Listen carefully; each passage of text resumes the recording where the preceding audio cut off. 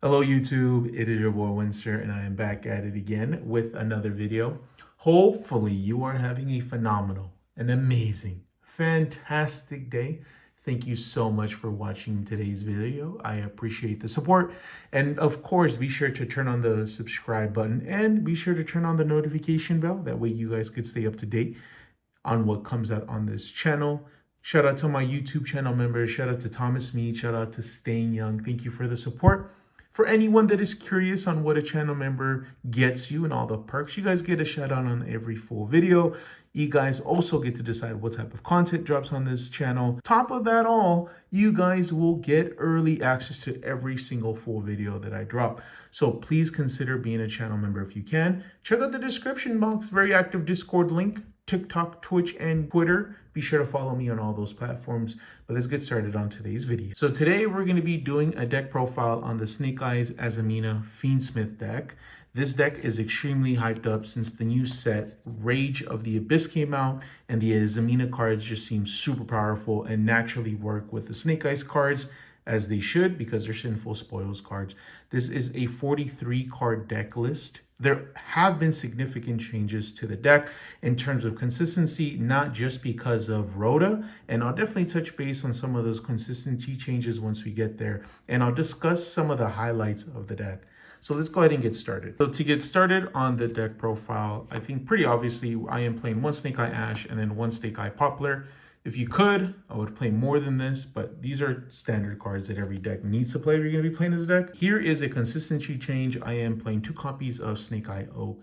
I was having a hard time in the grind game. This deck just was really bad in terms of grind when I was playing it at 1. Having it at 2 just enables you to re-establish a board, bringing either these back, preferably this one, and then just start comboing off of that. But that was one change. I am, of course, playing the 1 Snake Eyes Diabell, and then the 1 Snake Eyes Flameburge. I mean, pretty standard in my opinion. And another standard part of the deck, I am playing the 1 Divine Temple. If there's anything to cut in the deck, it's probably this and the Snake Eyes Diabell. You don't necessarily need it, and I find myself citing them out going into like game 3 or game 2, but it's still a great body to have, and it comes in clutch when you need it. Here is a consistency change. I am playing 2 copies of original Sinful Spoils. Like I mentioned earlier, I was having the issue with Snake Eye Oak, right? Just not having an extra level 1 just sucks. And on top of that, having a way that body in your deck and not being able to summon another copy does suck. So that's why I added 2 instead of adding like 1 for 1. On top of this, this also works with the new Sinful Spoils card. I'll explain once we get there. But this just allows you to get a body onto the field, recycle some bodies in your graveyard, and then just start the combo off all over again. Pretty standard here. We are playing 3 copies of Witch, and then we're playing 3 copies of Wanted. Not really much to explain here. These are 1 card starters, or 1.5 card starters. And what that means for those who don't know, it's a card that starts the combo but needs a discard fodder for it. And then the new stuff, I am playing 1 of the Hollowed Azamina, and then I am playing 3 copies of Deception. This card is absolutely crazy. It works under Shifter because it tributes. So a good way to also use this is in case you need to absolutely fuse, and let's say you need to set up a board where you need a body to extend even further, what you could do is go Hollowed Azamina Chainlink 1 and then Chainlink 2 Sinful Spoils. That way you get the search and you get the fuse and you don't have to send Deception off of the Hollowed Azamina, and then you get an extra body. I did that the whole night when I was playing in tournament, but Hollowed Azamina special summons the fusion monster and then sends one of the Sinful Spoils card that's set or in your hand. And then you go ahead and start comboing off from there and sets up the Omni Negate, which we will discuss a little bit later on. But that was a trick that I found myself using pretty often for consistency, Bonfire. Now, I saw a lot of builds cutting this to 2. Do not get me wrong. It sucks when you open this with Poplar. It doesn't happen often, but when it does, it's just absolutely worse because Poplar and this are just the same card. However, the one thing that I did find myself happening often is consistency, right? Like I would get nothing but hand traps and not get enough starters. So this is just another starter that you need. At worst, you'll just discard it off of Diabells to summon Diabells, and then at best you could just activate it to search out your starter. That's pretty much for this Snake Eyes stuff. Onto the Fiend Smith. I am playing one Lori. I am playing one of the new card. What this does is send a Fiend Smith to the graveyard. You're going to send Engraver. And then that removes the need to play multiple copies of Engraver because I am only playing two. Because this essentially becomes the Engraver that you would summon off of like Necroquip. Because that's what was usually used. And then also you would play Necroquip in the graveyard. So this now removes the need to run Necroquip. You still can, in theory, to give you an extra body or just extra plays, but I don't find the need to. And I mean, of course, like we're playing the one track that goes with it all.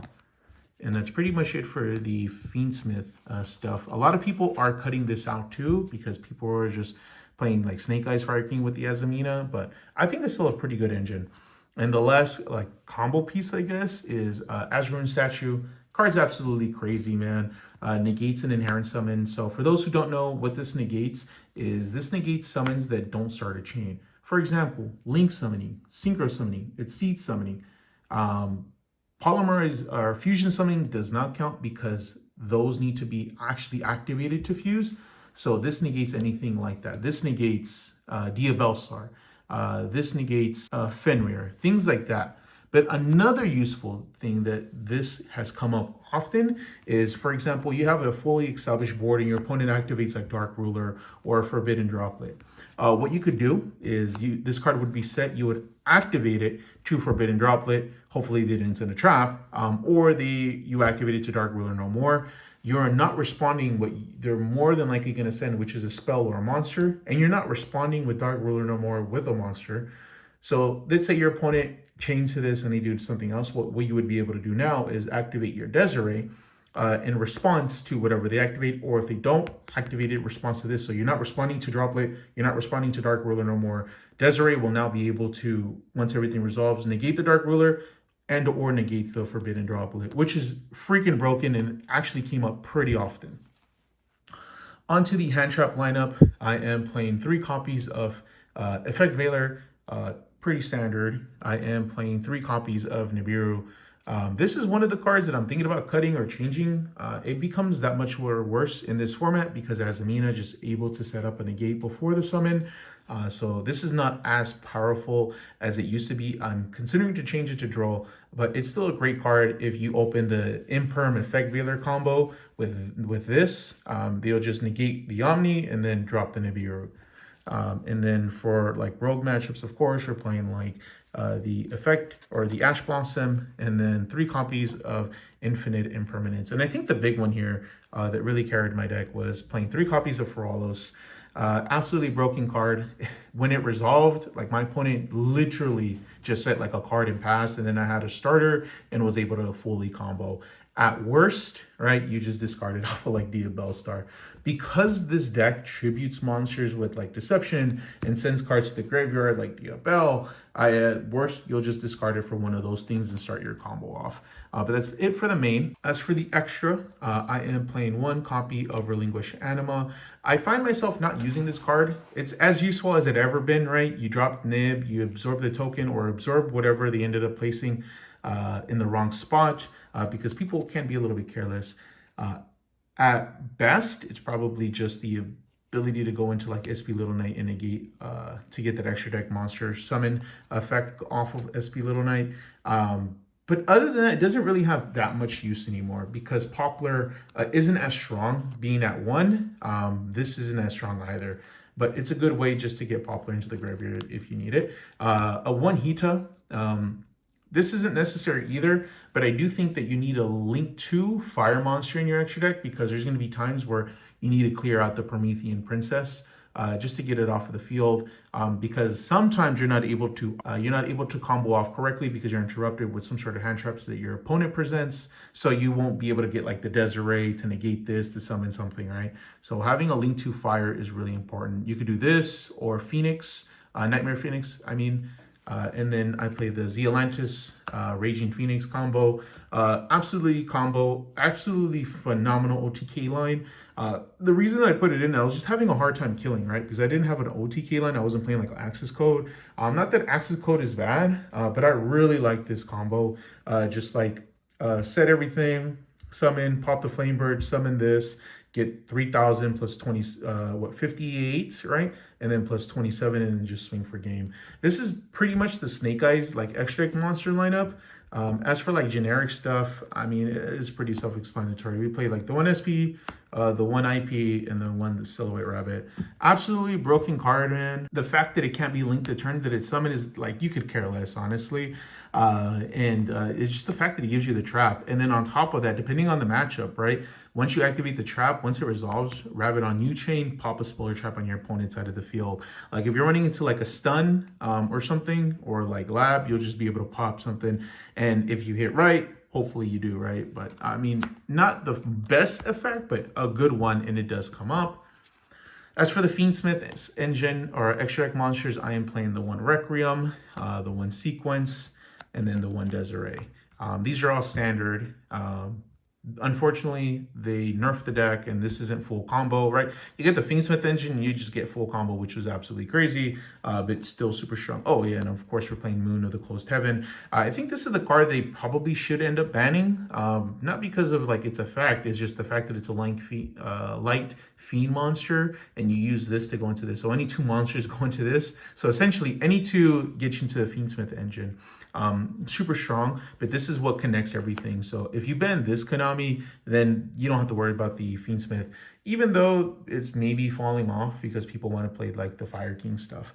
And then for the last Fiend Smith card, we are playing the Wave King High Caesar. Not once per turn, negates summons that activate. So this cannot negate a synchro summon. This cannot negate a exceed summon. This can negate stuff that activates. For example, Poplar, you can negate it. Promethean Princess, you can negate it. And not once per turn. Usually you're gonna have two materials under that. So. And then for the last bit of the extra deck, I am playing the Azamina cards. We're playing Murcielago. This searches the Sinful Spoils card or Azamina card on summon. And then it from the graveyard, it could be put back into the extra deck using the Hollowed Azamina. And you're going to shuffle this and then add this back. This card is freaking busted because the fusion effect is not once per turn. The adding back from the graveyard is. It reminds me a lot of like Chimera Fusion. But searches that. And then you are playing the one Azamina Silva. This is just the Omni Negate, realistically. It's all it's here for. But mandatory 2 cards. Now, from the extra deck, on what I would personally change, maybe like the Caesar, maybe even taking out an Anima, but I do think they come up enough to. Now, on to the side deck. There's still a little bit of room for editing, in my personal opinion, but let's go ahead and talk about it. I am playing the 3 Perulia. Even though you're playing the Melcharmy, going second, dropping this, and Fualos is absolutely broken, right? Summons from the hand, normal summons from the hand, special summons from the hand, special summon from the main deck or extra deck. That just gives you about all the coverage. I'm thinking the next one that they release is going to anything that's special summon from like the graveyard or banished. That'll be freaking broken, but you only are able to activate 2 like Melcharmy cards per turn. So absolutely crazy card and a good card to have on the side. And then I am playing the Spooky Dogwood for time. Even though Deception, for some weird reason, Konami decided to add a burn effect. It doesn't come up often, right? I think when something's into your graveyard, your opponent's graveyard, where you control a Azamina card, you could burn your opponent 15 and then you gain 15 life points. Absolutely crazy, unnecessary in my opinion. And then as for my going second cards, I am playing the, let me take these off here. I am playing the One Dark Ruler No More, Double Lightning Storm. I am playing the Duster, and then I am playing the Evenly, Raigeki, and then D-Barrier. I want to make sure I don't trigger you guys here, but yeah, those are the cards that I'm playing going second or going first, right, depending on matchup. And then I am playing 2 Thrust. Something I would personally change here is maybe changing like the Lightning Storm and maybe changing one of the Thrust to a triple T. Maybe add a Bestial, but this is the lineup I was playing. There's a little bit room for improvement in my opinion, But this is what I am personally playing. And it's so funny, man. Like I went to a tournament just this past weekend with this deck, and I dropped this on my opponent, and I dropped it, and my opponent's name, a phenomenal player here in AZ. His name is Nick, and I go like, "Oh, Duster," and then he's like, "Okay, what does it do?" And I'm like, "Excuse me, it's Harpy's Feather Duster." And I guess because he couldn't tell because of the art, right? He couldn't tell that it was like Harpy's Feather Duster. So my man was like caught off. So it was the funniest thing I've ever seen. Like I was confused because he was confused. But shout out to Nick, great player, great person, pretty chill guy. But that is going to be it for the deck profile, guys. Let me know what you guys think. Let me know on what you guys thought in terms of like consistency, right? Obviously, like the Azamina cards, like they're going to be here to stay for a while. Let me know what you guys think about those too. Those cards are looking phenomenally strong and able to be splashable because all you need is Deception, Hollowed, and then the extra deck monsters. Let me know in the comment section below, guys, what you guys think. Let me know how you guys feel about this deck. What do you guys think about Snake Eyes Azamina as a whole? Should you even play Fiend Smith? Let me know in the comment section below. But I will check you guys out later. Peace out, guys. My name is Winster, and have a phenomenal rest of your day. Shout out to all my YouTube channel members.